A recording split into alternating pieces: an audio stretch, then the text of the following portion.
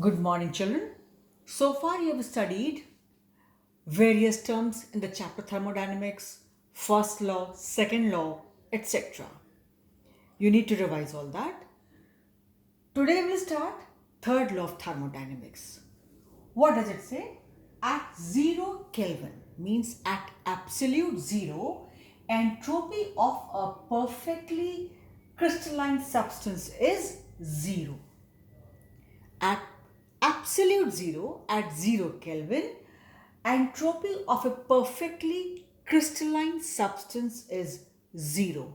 Means at 0 Kelvin, there's no disorderliness or randomness in between the particles. So at 0 Kelvin means at absolute zero, entropy of a perfectly crystalline substance is zero. What is entropy? The measure of disorderliness or randomness. You know it. You just need to revise. Then children, today again you will study some more terms. Now under the chapter chemical thermodynamics, there's one more subpart of this chapter known as thermochemistry. So now we begin with thermochemistry portion of the chapter thermodynamics. Here children we will calculate the energy changes, enthalpy changes taking place in various reactions with the help of given reactions.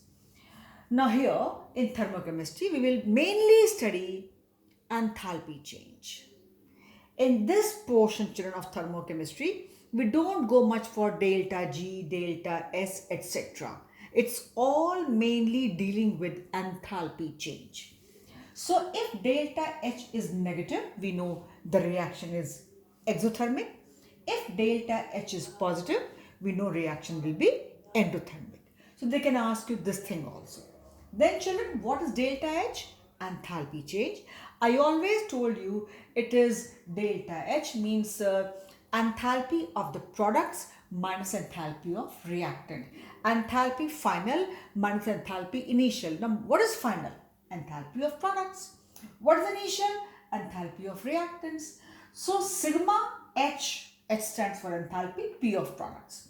Sigma enthalpy of all the reactants. So product minus reactant is called enthalpy change of any reaction to which you in common terms you say heat of reaction or energy evolved or absorbed that way.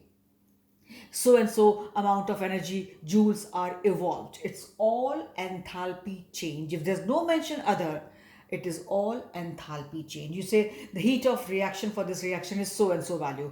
It is nothing but enthalpy change. So it is enthalpy change. They will give you the heat content of various reactants in products at given set of conditions of temperature and pressure, and you can just put the values and calculate. Children, by chance, they don't give you exactly the enthalpies of the various contents present in the reaction, means reactants and products. They give you the values of their bond energies. Here point to be noted.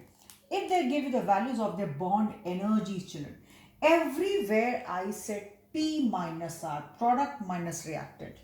This is only if they give you the values in terms of bond energy and they ask you delta H, enthalpy change, to be calculated.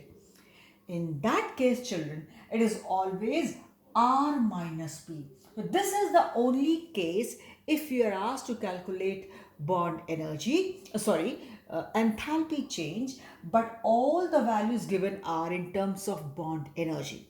So I repeat, if the values of enthalpies are given in terms of bond energy, and they are asking you to calculate they are asking you to calculate enthalpy change. So it is only sigma HR minus sigma HP, means you add up the values of enthalpies of the bond energies of all reactants and then add up all for products, and it is R minus P. So everywhere it is P minus R. But if it is given in terms of bond energy, it is R minus P. I hope sigma H and sigma H here you understand. Sigma means sum of all these. H stands for enthalpy. So enthalpy values of all reactants in terms of bond energy and sum of the enthalpies of all products in terms of bond energy. And here also sigma means sum of the enthalpies of products minus enthalpies of reactants. So everywhere for the last time I'm saying it's always P minus R, product minus reactant, final minus initial. It's only when it is in terms of bond energy, it is R minus P, reactant minus product. We will do questions, but I gave you the gist. Then comes what type of enthalpy changes we will study. So first is enthalpy of formation. Delta H formation, it is called this way. So what is this? It is the delta H enthalpy change when 1 mole of a substance is formed directly from its elements. It is, and what is enthalpy of formation? It is the enthalpy change taking place, delta H taking place when 1 mole of a substance is formed directly from its elements. I repeat, if they ask you to calculate delta H formation, enthalpy of formation. So what is this? It is the delta H enthalpy change taking place. So just delta H means enthalpy change taking place is obvious when 1 mole of a substance is formed from directly its elements, or say from directly its constituent elements, like carbon dioxide. 1 mole of carbon atom C and 1 mole of O2 give you CO2. So 1 mole, it is the delta H enthalpy change taking place when 1 mole of a substance is formed directly from its elements. Then we come enthalpy of combustion. Children, these enthalpies all are for 1 mole. So enthalpy of combustion, means burning in excess of air. So it is delta H, enthalpy change, incomplete combustion, complete burning, complete combustion of 1 mole of the given substance in presence of excess of air. Okay? When a substance burns completely in presence of excess of air, like suppose you have methane, CH4, and it's burning in oxygen.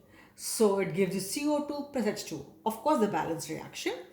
So whatever delta H takes place there will be called enthalpy of combustion of methane. 1 mole, 1 mole. For balancing also, it should be for 1 mole. I mean, children, it's all for 1 mole. So delta H combustion is delta H in complete combustion. Delta H taking place, evolved or absorbed, enthalpy change, enthalpy energy evolved or absorbed at constant pressure. So delta H enthalpy change taking place in complete combustion of 1 mole of the given substance in presence of excess of air. And as I told you, everywhere without fail, enthalpy change, delta H is equal to sigma HP minus HR everywhere, except one case where the enthalpies are not given to you in the form of heat content. They're given you in the form of bond energies. When they're given in terms of bond energy, it will be not P minus R, it will be R minus P. Otherwise, everywhere it is product minus reactant, final minus initial. So I hope these simple terms are clear to you. For this video, we stop here. I just had to introduce these terms. Enthalpy of formation, in short, delta H when 1 mole of a substance is formed from its elements, constituent elements. Simple term. Combustion, 1 mole of a substance undergoes complete combustion in excess of air. Why am I saying in excess of air? Suppose anywhere the carbon is there, it can form CO and CO2 both. So finally it forms CO2. So I need that reaction where the carbon goes out as CO2. Got it? So this is what I mean to say, right? So this is how it is there, these terms, and hope these things are clear, children. Again, I'm saying, I know there had been a long gap in between, and for a day or two, you're not in the mood to revise or study something, but children, ultimately, we have to pull up, we have to work hard. So what you do now, today, you please revise the previous points, and then these also, so that the continuation is maintained, a link is maintained, and you understand better and faster. So for this video, we stop here. Hope things are clear to you. Thank you, children, for this video.